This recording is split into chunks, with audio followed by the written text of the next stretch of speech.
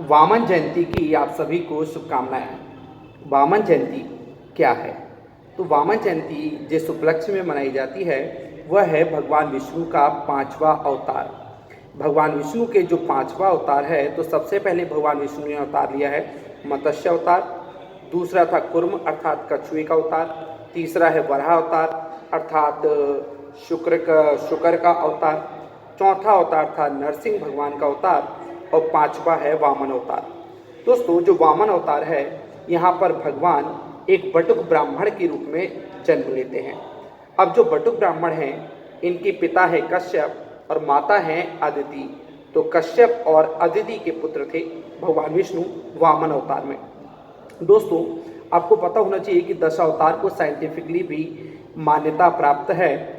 और जो वामन अवतार है, तो यहाँ पर एक बीमारी है जिसे आवटू वामनता कहा जाता है साइंस में, या फिर अंग्रेजी में इसे ड्रॉफिज्म कहा जाता है। तो जहाँ पर व्यक्ति का मानसिक विकास तो बहुत अच्छा होता है, परंतु उसका शारीरिक विकास नहीं होता। तो जो भगवान विष्णु का छोटा अवतार वामन ड्रॉफिज्म वाला अवतार था, उस अवतार का नाम है वामन अवतार। और एक बीमारी है आवटू वामनता, जहाँ पर शारीरिक विकास अवरुद्ध हो जाता है। अब भगवान ने वामन अवतार क्यों लिया? तो एक दैत्य राज थे राजा बलि। अब माना जाता है कि जो राजा बलि थे, उन्होंने भूलोक और देवलोक दोनों लोग को जीत लिया था। अब इस बात से इंद्र बहुत परेशान थे और इंद्र का साम्राज्य वापस दिलाने के लिए भगवान ने वामन अवतार का रूप धारण किया। अब राजा बलि एक बार यज्ञ करते रहते हैं और उसी अवसर पर पहुंच जाते हैं भगवान विष्णु वामन अवतार पर। भगवान विष्णु कहते हैं, राजा बलि, आप तो भूलोक के स्वामी हैं, देवलोक के स्वामी हैं, मैं आपसे कुछ दान की इच्छा करता हूँ।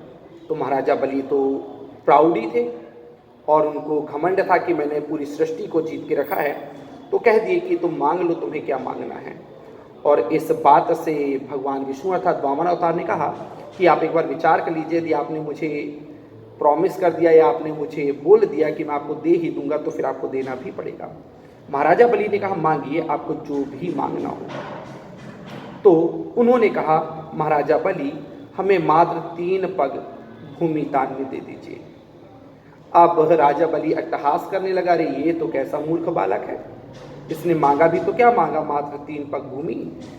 उन्होंने कहा, जाओ नाप लो, जहां भी तुम्हें भूमि नापनी हो, 3 पग भूमि तुम्हारी हुई। फिर भगवान विष्णु ने कहा, फिर भी आप एक बार विचार कीजिए, क्या आप तैयार हैं? उन्होंने कहा, हाँ, हम बिल्कुल तैयार हैं। 1 पग में भगवान वामन ने पृथ्वी लोक को नाप लिया, अर्थात भूलोक को। 1 पग में उन्होंने नाप लिया देवलोक अर्थात नभ को, आकाश को। और अब बोलते हैं राजा बलि से, बताइए, तीसरा पग के लिए तो स्थान ही नहीं है, मैं क्या करूं? तो राजा बलि को एहसास हो जाता है कि ये कुछ अलग ही बात है, ये साधारण ब्राह्मण नहीं है, ये कुछ अलग ही हैं। और यहाँ पर राजा बलि कहते हैं, हे स्वामी, मैं आपसे क्षमा याचना करता हूँ, पर जैसा कि मैंने आपसे वादा किया था कि मैं आपको 3 पग भूमि दूंगा, तो आप तीसरा पग मेरे शीश पर रख दीजिए। और भगवान वामन अवतार तीसरा पग रखते हैं महाराजा बलि के शीश पर। और फिर राजा बलि कहते हैं कि अब मैं तो इस लोक पर रहने ही लायक नहीं हूँ, तो मैं कहाँ जाऊँ? तो फिर उन्हें पाताल लोक की प्राप्ति होती है और वह पहुँच जाते हैं पाताल लोक में।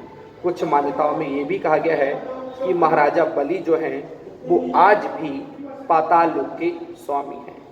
तो ये है वामन अवतार की कहानी। सभी को वामन जयंती की शुभकामनाएं।